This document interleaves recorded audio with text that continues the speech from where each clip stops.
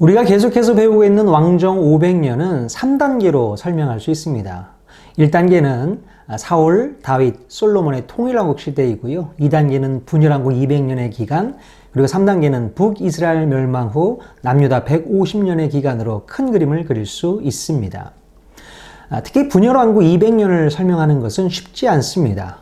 그림을 보면서 분단 200년의 특징을 살펴보면 남유다는 분단 200년 동안 다윗의 길과 여로보암의 길로 지그재그를 반복하게 됩니다.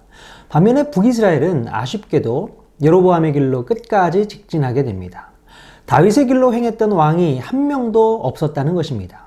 제사장 나라 충성도에는 접근하지도 못했고 오로지 여로보암의 길로만 직진했던 것입니다. 북이스라엘은 여로보암 왕으로 시작해서 호세아 왕으로 끝이 나고 중간에 주요 왕조인 오므리 왕조와 예후 왕조가 있었습니다. 오므리 왕조 때에는 엘리야, 엘리사 선지자가, 또 예후 왕조 때에는 아모스, 호세아 선지자가 사역하며 다윗의 길로 유턴을 시도하게 됩니다. 북이스라엘에서는 여러 차례 쿠데타가 일어났고 그래서 여러 왕조가 세워집니다. 하지만 안타깝게도 19명의 왕은 모두 다윗의 길로 유턴하지 못했습니다. 하나님께서는 북이스라엘이 하나님께로 돌아오기를 바라시며 여러 선지자들을 보내셨습니다. 그러나 끝내 아무런 성과가 없자 하나님께서는 BC 722년 아수르 제국을 보내 결산하시며 북이스라엘 백성을 혼혈족 사마리아인이 되게 하셨습니다. 이렇게 북이스라엘은 200여 년 동안 지속했던 왕조를 마감하게 됩니다. 자, 지금부터 남북 분열 왕조를 좀 더 자세히 살펴보도록 하겠습니다. 첫 번째는 남북 분열 이야기입니다. 솔로몬의 정치적, 신앙적 실패로 이스라엘은 결국 솔로몬의 아들 르호보암 중심의 남유다와 솔로몬의 신하였던 여로보암 중심의 북이스라엘로 분열됩니다. 결국 하나님께서는 나라를 남과 북으로 나누시고 북이스라엘 10지파를 묶어서 여로보암에게 맡기시고 나머지 2지파만 르호보암에게 맡기겠다는 결정을 하십니다. 이렇게 남북이 분단되고 이후 200여 년 동안 이 구도가 지속이 됩니다. 자, 여기서 남북 분단의 직접 원인과 간접 원인을 잠시 살펴보면 남북 분단의 직접적인 원인은 바로 르호보암의 잘못된 선택 때문이었습니다. 그는 할아버지 다윗의 길을 따라가지 않고 아버지 솔로몬의 신앙과 정치의 폐단들을 그대로 답습하고 나라를 분열로 몰아갑니다. 또한 남북 분단의 간접적인 원인은 솔로몬의 후반기 권력 사유와의 폐단 때문이었습니다. 그래서 결국 하나님께서는 아히야 선지자를 보내셔서 솔로몬의 후반 통치의 답습을 막으시게 됩니다. 그래서 이스라엘의 제사장 나라 시스템은 하나로 가되 한민족 두 국가의 통치 시스템을 마련하게 되었던 것입니다. 왕정 역사에서 보면 다윗 다음으로 나라에 굉장한 공을 세우고 자수성가한 정치 거목을 하나 꼽으라면 여로보암을 꼽을 수 있습니다. 여로보암은 솔로몬의 정치적 라이벌이 될 정도로 실력이 있었습니다. 그는 솔로몬이 저지르는 폐단을 깊숙이 들여다보았던 것입니다. 솔로몬이 저질렀던 폐단의 핵심은 사실 나라 안에서 이루어졌던 건축 사업이었습니다. 처음에는 성전을 짓고 후에는 왕궁을 짓고 그리고 1000명이나 되는 부인들의 집들을 다 지어주게 됩니다. 솔로몬은 상상을 초월한 건축 사업을 했던 것이지요. 그래서 그때 당시 가장 유능한 사람이 건축업자들 가운데서 등장하게 되는데요. 바로 여로보암이 건축업자로 들어가서 대성공을 거두게 됩니다. 그런데 나중에 여로보암은 솔로몬이 저지르고 있었던 건축 사업의 폐단을 정면으로 보면서 솔로몬의 정치적 라이벌로 뜨게 됩니다. 그리고 그는 애굽으로 망명해서 자신의 정치적 무게를 키우고 솔로몬이 죽은 뒤에 귀국하여 이스라엘의 10지파를 통합해서 남유다 국가 권력이 5배나 되는 북이스라엘의 왕으로 우뚝 서게 됩니다. 자, 그런데 바로 이 여로보암은 여로보암의 길이라는 역사에 큰 흔적을 남기게 됩니다. 다윗이 제사장 나라의 충성도를 높였던 반면에 안타깝게도 여로보암은 제사장 나라를 도구화합니다. 즉 자신의 정치를 위해서 신앙을 이데올로기화하게 되므로 여로보암의 길이라는 유사 제사장 나라를 만들게 됩니다. 바로 이런 도구화를 떼어버리고 충성도로 바꾸기 위해서 엘리야, 엘리사, 아모스, 호세아 등 많은 선지자들이 등장하게 되었던 것입니다. 비록 이스라엘이 두 국가로 분단은 되었지만 하나님을 향한 신앙의 중심지는 여전히 남유다의 예루살렘이었습니다. 그러므로 북이스라엘에 사는 모든 성인 남자는 1년 3차례씩 있는 3대 명절이 오면 예루살렘 성전이 있는 남유다로 내려와서 제사장 나라의 백성으로서 도리를 다해야 했습니다. 그래서 남과 북이 서로 협력함으로 제사장 나라의 사명을 감당해야 했던 것입니다. 그런데요, 여로보암 왕은 1년에 3차례씩 남쪽 예루살렘으로 성인 남자들을 보내면서 사람들의 마음이 남쪽으로 기울지 않을까 우려하게 됩니다. 그래서 단과 베델에 금송아지 우상을 세운 성전을 짓고 예배 장소를 바꾸게 됩니다. 그리고 레위 자손이 아닌 보통 백성으로 제사장을 삼고, 또한 하나님께서 지키라고 명하신 절기를 무시하고 자기 마음대로 절기의 날짜를 바꾸어 버리는 악을 저지르게 됩니다. 이렇게 북이스라엘의 19명의 왕들 모두는 여로보암의 길을 따라 제사장 나라를 도구화하면서 우상을 섬기는 안타까운 역사를 이어가게 됩니다.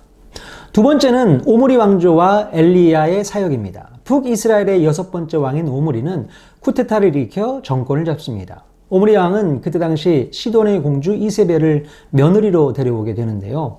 이로 인해 북이스라엘 땅에 바알과 아세라의 우상이 유입되어 북이스라엘 전역으로 퍼지게 되는 계기가 됩니다.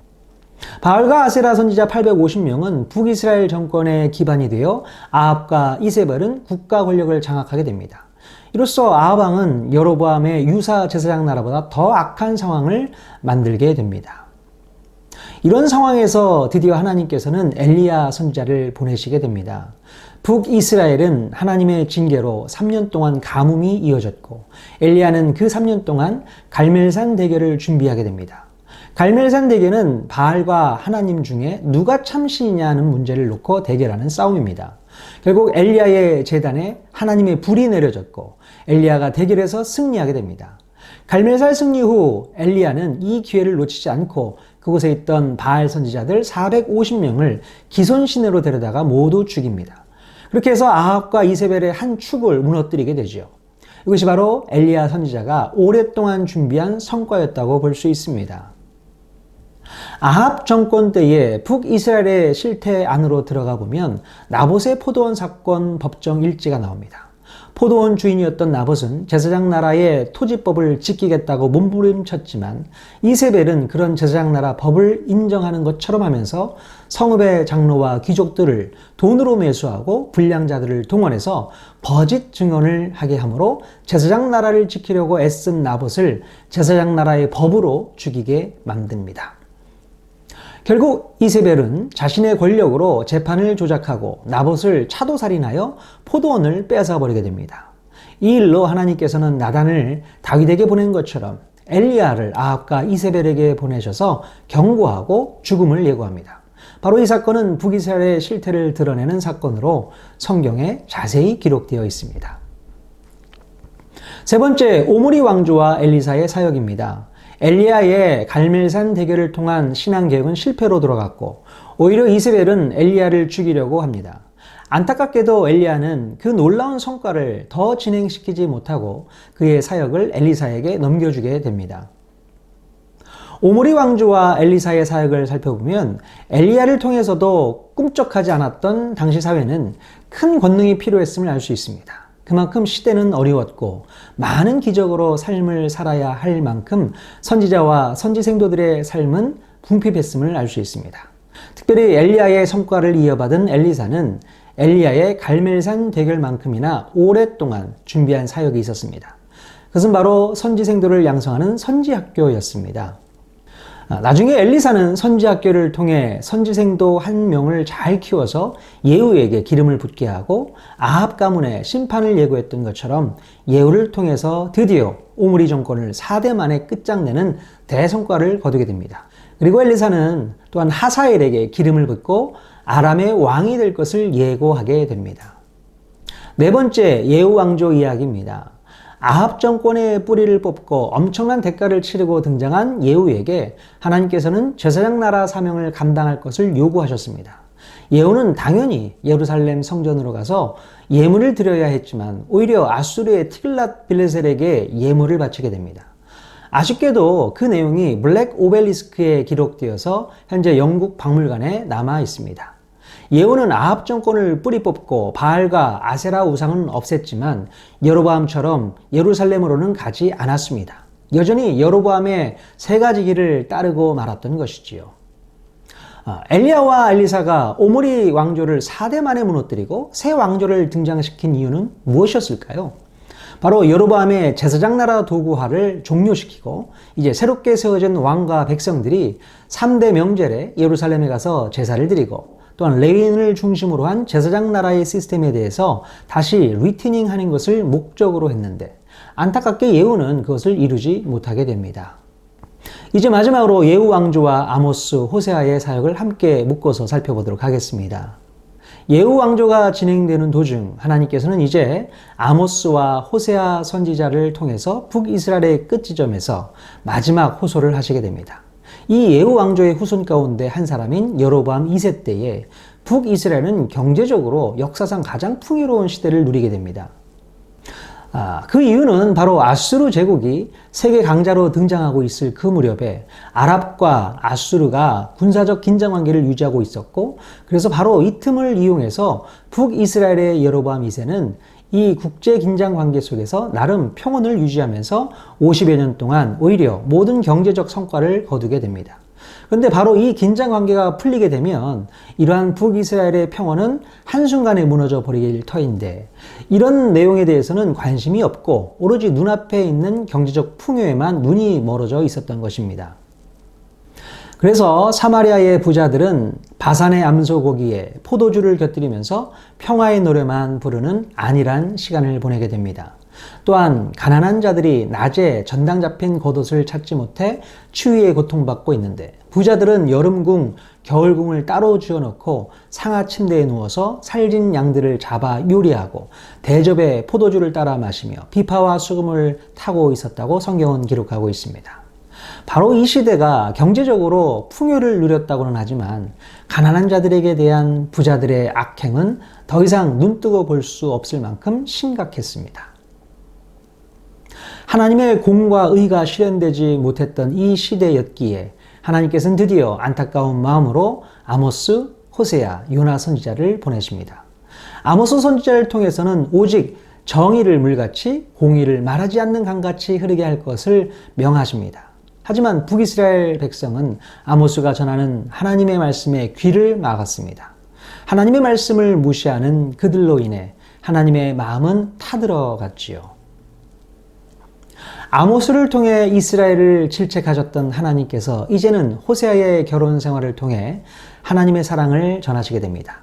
200년 동안 이스라엘 백성을 향한 사랑의 줄을 놓지 않으셨던 하나님에 반해 200년 동안 줄곧 사명의 줄을 놓쳐버린 이스라엘의 모습을 안타까워하며 호세아 선지자는 오라 우리가 여호와께로 돌아가자라고 권면합니다.